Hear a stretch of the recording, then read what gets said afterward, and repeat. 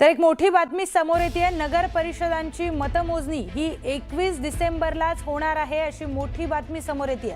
नागपूर खंडपीठाने हा मोठा निर्णय दिलाय आणि त्यांचा आधी दिलेला निर्णय हा कायम ठेवण्यात आलाय। सुप्रीम कोर्टाने तो नागपूर खंडपीठाने दिलेला निर्णय हा कायम ठेवलेला आहे। मोठी बातमी आताच्या घडीची आपण बघतोय। पालिका निवडणुकीच्या पार्श्वभूमीवर या विषयावरून मोठा गदारोळ झालेला दिसून आला।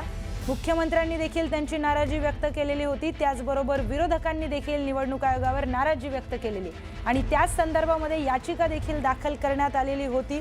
त्या याचिकेवर आता हा मोठा निर्णय आलाय।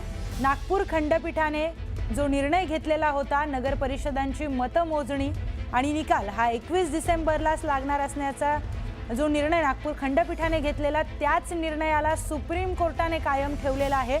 त्यामुळे आता या संदर्भामध्ये सत्ताधाऱ्यांकडून आणि विरोधकांकडून नेमकं काय प्रतिक्रिया समोर येते पाहणं महत्त्वाचं ठरणार आहे। मोठी बातमी ही राज्याच्या मतदारांसाठी, उमेदवारांसाठी, सत्ताधारी पक्षासाठी आणि विरोधी पक्षांसाठी देखील मोठी आणि महत्त्वाची बातमी समोर आली आहे। या संदर्भात आपण अधिकचा तपशील जाणून घेऊयात आपले प्रतिनिधी प्रशांत लीला रामदास यांच्याकडून। प्रशांत, मोठा निर्णय समोर येतोय, काय अधिकची माहिती? बरोबर, अतिशय मोठा निर्णय आहे। खास करून नगर परिषद आणि नगर परिषदेच्या संदर्भातला अतिशय मोठा निर्णय आहे। महत्त्वाचं म्हणजे ज्या पद्धतीने मुंबई उच्च न्यायालयाच्या नागपूर खंडपीठाने स्पष्ट केलं होतं की 2 डिसेंबरला जे मतदान झालेलं आहे आणि 20 डिसेंबरला जे मतदान होईल त्याची मतमोजणी ही 21 डिसेंबरला होईल।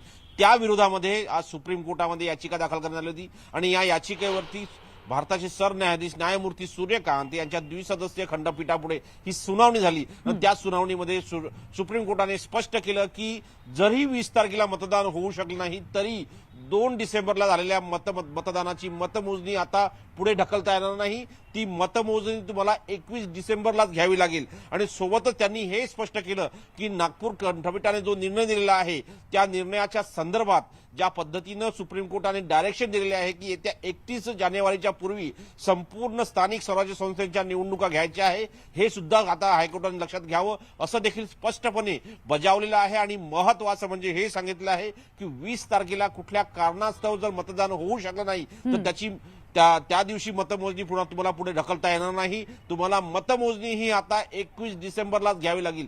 ज्या पद्धतीनं राज्य निवडणूक आयोगाने ऐनवेळी मतमोजणीचा निर्णय पुढे ढकलला होता आणि काही ज्या नगर परिषद आणि नगरपंचायतीमध्ये ओबीसी आरक्षणाच्या मुद्द्यावरून प्रभाग रचनेवरून जी अडचण निर्माण झाली होती, ज्या पद्धतीनं द्विधा मनस्थिती निर्माण झाली होती, मनस्ताप झाला होता सर्वसामान्य उमेदवारांना, या संदर्भात आता सुप्रीम कोर्टाने सगळ्यांना निश्चित केलं आहे आणि याच्या आधारावरती निर्णय घेतलाय की आता कुठल्याही परिस्थितीमध्ये 21 डिसेंबरला मतमोजणी होईल आणि राज्य निवडणूक आयोगाला आता अधिकार नाही की ही मतमोजणी पुढे ढकलण्याचा।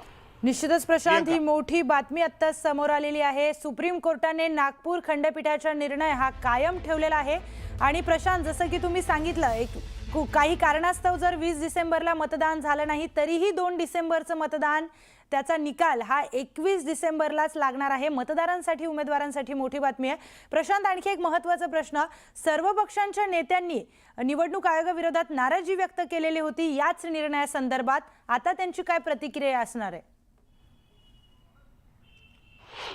जर बघितलं या पद्धतीने, ज्या पद्धतीने या सगळ्या आपण पूर्ण हा गदारोळ बघितला आहे। महत्त्वाचं म्हणजे ज्या पद्धतीनं यापूर्वी अनेक घटनाक्रम झालेले आणि घटनाक्रम होताना मुख्यमंत्र्यांनी नाराजी व्यक्त केली, चंद्रशेखर बावनकुळे नाराजी व्यक्त केली, याशिवाय इतरही नेत्यांनी म्हणजे एकनाथ शिंदे यांनी नाराजी व्यक्त केली। या सगळ्या नाराजीवरती एक प्रकारे त्याच्या विरोधामध्ये सुप्रीम कोर्टामध्ये काही याचिकाकर्ते आले होते आणि त्याच्या आधारात त्यांनी स्पष्ट केलं की महत्त्वाचं म्हणजे हे अत्यंत महत्त्वाचं आहे की 21 डिसेंबरची आता मतमोजणी पुढे ढकलता येणार नाही कुठलीही परिस्थिती निर्माण झाली, कारण की यासाठी सुप्रीम कोर्टाने स्पष्ट केलं आहे की आम्ही स्थानिक स्वराज्य संस्थांच्या संदर्भात, हे अत्यंत महत्त्वाचं, स्थानिक स्वराज्य संस्थेच्या संदर्भात एक निश्चित कालावधी दिलेला आहे। 31 जानेवारीच्या पूर्वी तुम्हाला संपूर्ण स्थानिक स्वराज्य संस्थांचे निकाल घ्यायचे आहे, हे देखील अत्यंत महत्त्वाचं आहे। अत्यंत प्रशांत, मी तुम्हाला थोडंसं थांबवते।